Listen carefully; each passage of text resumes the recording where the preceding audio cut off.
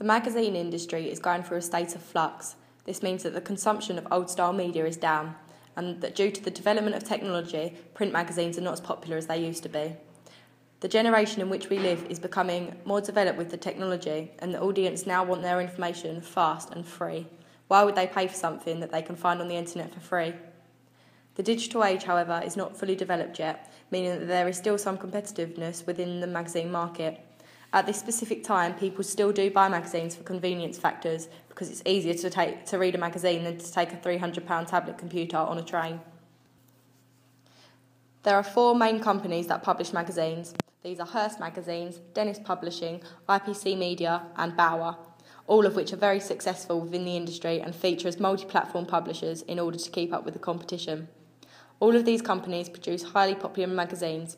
However, from my research, I have discovered that Hearst Magazines and Dennis Publishing have not got much experience within the music magazine industry.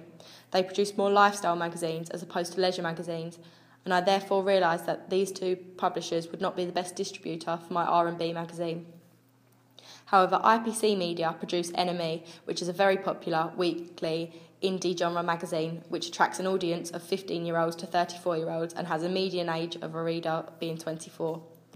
I also thought that Bauer Media was a strong competitor for who I was going to get to distribute my magazine. Bauer produced some very popular magazines in near enough every industry. Some of these are Q and Kerrang. Q is the UK's best-selling monthly magazine.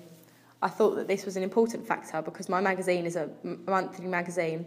However, Q is of an indie rock genre, attracting 18 to 30-year-olds. I thought this was more convenient to my magazine because the target audience for NME, produced by IPC, was 15 to 34-year-olds, which I felt was a little too young and also a little too old. Kerrang, also published by Bauer, is a weekly emo/thrash metal magazine which aims at attracting the younger teenage readers. My magazine, being an R&B magazine, is quite unusual for this country in itself. The main magazines I focused my research on to create a magazine attracting a niche market were Vibe and The Source, both of which are published in America by American publishers, and they have not made the transition across the Atlantic just yet.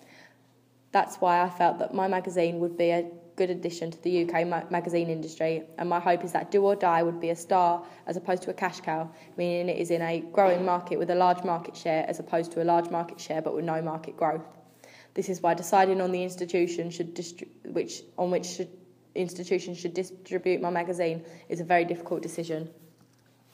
After a lot of research, however, I decided that considering Bauer have 2 leading music magazines to their name, that Bauer would be the best producer for my magazine.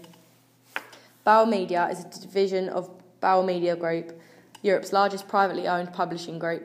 The group is a worldwide media empire offering over 300 magazines in 15 countries, as well as online, TV and radio. Bauer Media spans over 80 influential magazine titles with a diverse range of content, and therefore my magazine would fit in well to this due to the unusual genre.